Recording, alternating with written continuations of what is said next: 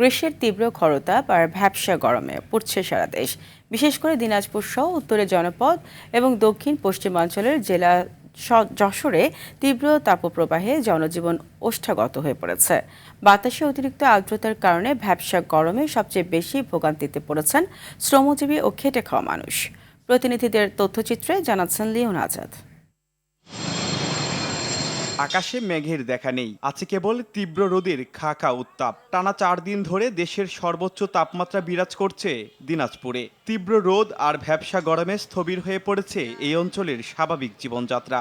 আবহাওয়া অফিস জানিয়েছে, দিনাজপুরে দেশের সর্বোচ্চ তাপমাত্রা রেকর্ড করা হয়েছে 38.5 ডিগ্রি সেলসিয়াস। আর ঈদের আগে একটু ড্যাম ছিল, ঈদের পরে থেকে একটু গরম খুবই যাচ্ছে।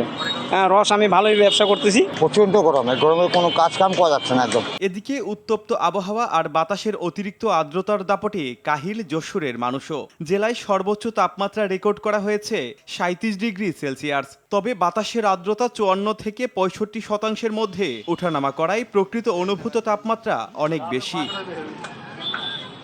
তীব্র দাবদাহে বিপর্যস্ত বরিশালের জনজীবন। 36.5 ডিগ্রি সেলসিয়াস তাপমাত্রার পাশাপাশি বাতাসে আর্দ্রতা বেশি হওয়ায় গরমের তীব্রতা চরমে। ফলে রাস্তাঘাটে কমেছে মানুষের উপস্থিতি। বিপাকে পড়েছেন দিনমজুর ও শ্রমজীবী মানুষ। একটা পেছন থেকে আবার জিরান লাগে, আবার আধা ঘন্টা 1 ঘন্টা সোয়ারি পাই, এইটাই অবস্থা চলতে আসে। রুজির লেগে দাঁড়াইছে, মনে করেন যে এত তাপমাত্রা রোদে দাঁড়ান জানে আর কি। তীব্র এই গরমে পথচারী ও নিম্ন আয়ের মানুষের কষ্ট লাঘবে এগিয়ে এসেছে বিভিন্ন সামাজিক ও রাজনৈতিক সংগঠন। ব্রাহ্মণবাড়িয়ার আখাউড়ায় প্রায় 300 বোতল বিশুদ্ধ পানি ও ঠান্ডা শরবত বিতরণ করেছে উপজেলা ও পৌর বিএনপি।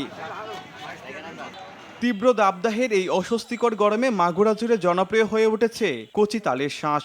গরম থেকে সাময়িক স্বস্তি দিতে শহরের বিভিন্ন মোড়ে ও রাস্তার পাশে বসেছেন বিক্রেতারা। মাগুরার একটা ঐতিহ্যবাহী খাবারের মধ্যে যে তাল, এ ছোট বড় সবারই একটা পছন্দের জিনিস। Leon Azad, RTV।